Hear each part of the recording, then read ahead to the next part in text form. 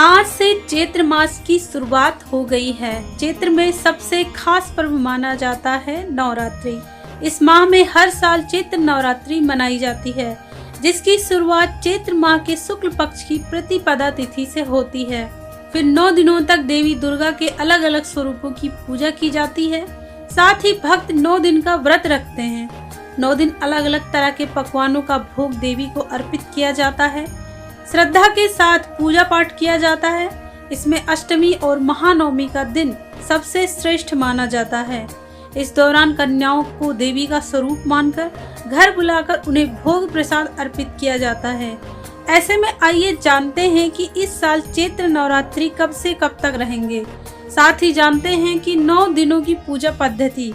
पंचांग के अनुसार इस साल चैत्र माह के शुक्ल पक्ष की प्रतिपदा तिथि की शुरुआत 19 मार्च को सुबह 6:52 पर होगी।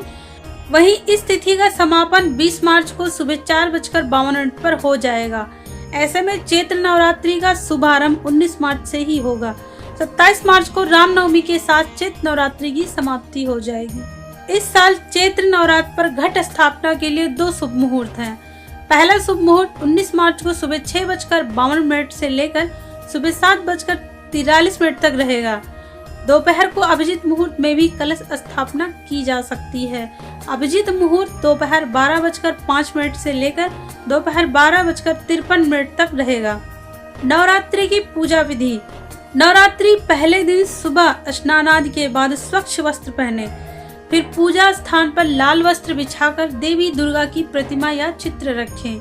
मिट्टी के पात्र में जौ बोएं और जल से भरे कलश में सिक्का, सुपारी और अक्षत डालकर उसके मुख पर नारियल रखकर अशोक के पत्ते बांधें। इसे देवी की चौकी के पास स्थापित करें।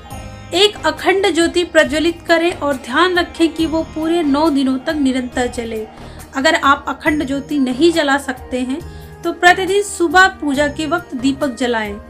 पूजा के दौरान ओम ऐं ह्रीं क्लीं चामुंडाय विच्चे मंत्र का जाप करें। दुर्गा सप्तशती का पाठ करें। अंत में आरती के साथ पूजा समाप्त करें। दैनिक पूजा। 9 दिनों तक रोज सुबह माता की प्रतिमा और कलश की पूजा करें, कलावा चढ़ाएं, तिलक करें, दुर्गा सप्तशती का पाठ और आरती करें।